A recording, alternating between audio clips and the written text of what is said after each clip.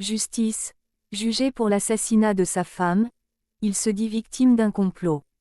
Au premier jour de son procès pour avoir tué sa femme Chahinez Daoud, blessée par balle puis brûlée vive en 2021 à Mérignac, Gironde, Mounir Boutaha a dit être la cible d'un complot ourdi par des pros.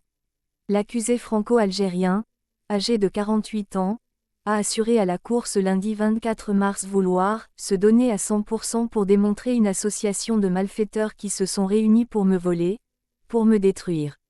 Ce sont des pros, il y a des preuves en Algérie, a-t-il ajouté, enjoignant à la juge qui a instruit le dossier de démissionner car, de tout ce que j'ai dit, il n'y a pas eu de recherche. Féminicide. Une femme est tuée par un proche toutes les 10 minutes dans le monde, alerte ce rapport. Ce sont des termes qu'il a pu tenir pendant toute l'instruction, a commenté devant la presse l'une de ses avocates, Mielena Badescu. Ils sont dans la continuité de son positionnement, a confirmé le conseil de la famille de la défunte, me Julien Plouton, ajoutant que cela revient à inverser les rôles, en se posant comme victime et à imaginer des complots. Mounir Boutaha est jugé pour avoir tué son épouse Chahinez Daoud, qui cherchait à le quitter, en lui tirant une balle dans chaque jambe avec un fusil, avant d'asperger son corps d'essence et d'y mettre le feu.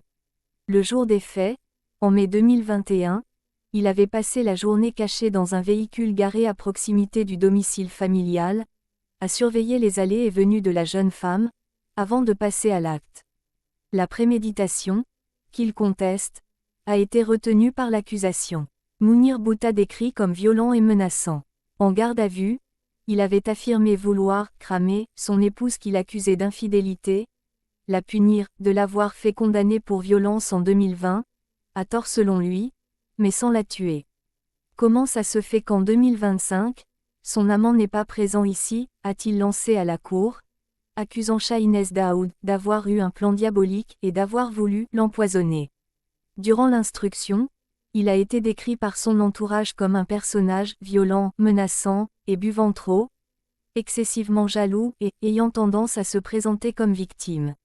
Les experts psychiatriques ont conclu à un discernement altéré au moment des faits, en raison d'un délire paranoïaque teinté de troubles narcissiques et de jalousie pathologique. Lundi à l'audience, lui-même s'est présenté comme quelqu'un de très gentil, serviable, gentleman, têtu, niant être violent et avoir un problème d'alcool.